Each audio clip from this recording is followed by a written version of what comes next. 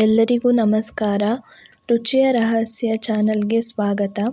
ಇವತ್ತು ನಾವು ಸುಲಭವಾಗಿ ಮನೆಯಲ್ಲೇ ಇರೋ ಸಾಮಗ್ರಿಗಳನ್ನು ಬಳಸ್ಕೊಂಡು ರುಚಿಯಾಗಿ ಟೊಮೆಟೊ ಬಾತ್ ಹೇಗೆ ಮಾಡೋದು ಅಂತ ನೋಡೋಣ ಬನ್ನಿ.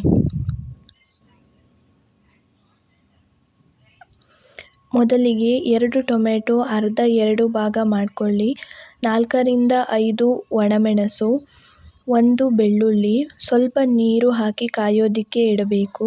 ಕುದಿ ಬಂದು ಸ್ವಲ್ಪ ಮೆತ್ತಗಾದರೆ ಸಾಕು. ಟೊಮೆಟೊ ಸಿಪ್ಪೆ ತೆಗಿಬೇಕು. ತಣ್ಣಗಾದ ಮೇಲೆ ಮಿಕ್ಸಿಯಲ್ಲಿ ಹಾಕಿ ನುಣ್ಣಗೆ ಅರಿಯಿರಿ. ಗ್ಯಾಸ್ ಮೇಲೆ ಕುಕ್ಕರ್ ಇಟ್ಟು 2ರಿಂದ 3 ಚಮಚ ಎಣ್ಣೆ ಹಾಕಿ 1 ಚಮಚ ತುಪ್ಪ ಹಾಕಿ. ಬಿಸಿಯಾದ ನಂತರ ಗರಂ ಎಲೆ, ಏಲಕ್ಕಿ, ಲವಂಗ, ಚಕ್ಕೆ, ನಕ್ಷತ್ರ ಮೊಗ್ಗು, 1 ಚಮಚ ಸೋಂಪು ಸೇರಿಸಿ 1 ಅಥವಾ 2 ಈರುಳ್ಳಿ ಹಾಕಿ. ಅರ್ಧ ಚಮಚ ಶುಂಠಿ ಬೆಳ್ಳುಳ್ಳಿ ಪೇಸ್ಟ್ ಸೇರಿಸಿ ಸಣ್ಣಗೆ ಹೆಚ್ಚಿರೋ 1 ಟೊಮೆಟೊ ಸೇರಿಸಿ 3ರಿಂದ 4 ಹಸಿಮೆಣಸನ್ನು ಹಾಕಿ ಇವಾಗ ಚೆನ್ನಾಗಿ ಬಾಡಿಸಬೇಕು. 1 ಕಪ್ ಆಗುವಷ್ಟು ಹಸಿರು ಬಟಾಣಿ ಸೇರಿಸಿ ಆವಾಗಲೇ ರುಬ್ಬಿರೋ ಮಸಾಲೆಯನ್ನು ಸೇರಿಸಿ ಇದು ಹಸಿ ವಾಸನೆ ಹೋಗೋವರೆಗೂ ಚೆನ್ನಾಗಿ ಬಾಡಿಸಬೇಕು.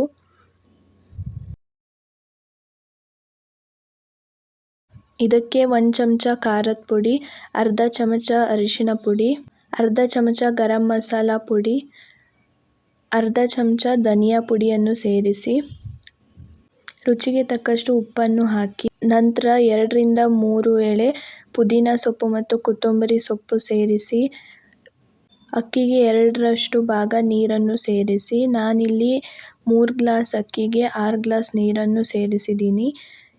ಎಲ್ಲ ಒಂದ್ಸಲ ಮಿಕ್ಸ್ ಮಾಡಿ ಕುಕ್ಕರ್ ಲಿಡ್ನ ಮುಚ್ಚಿ 3 ವಿಸಿಲ್ ಹೊಡೆಸಿದರೆ ಸಾಕು. ಚೆನ್ನಾಗಿ ಬೆಂದಿರುತ್ತೆ. ಚೆನ್ನಾಗಿ ಮಿಶ್ರಣ ಮಾಡಿ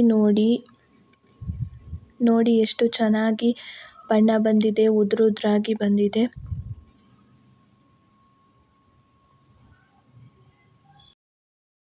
ಈಗ ನಾವು ರಾಯ್ತ ಹೆಂಗೆ ಮಾಡೋದು ಅಂತ ನೋಡೋಣ.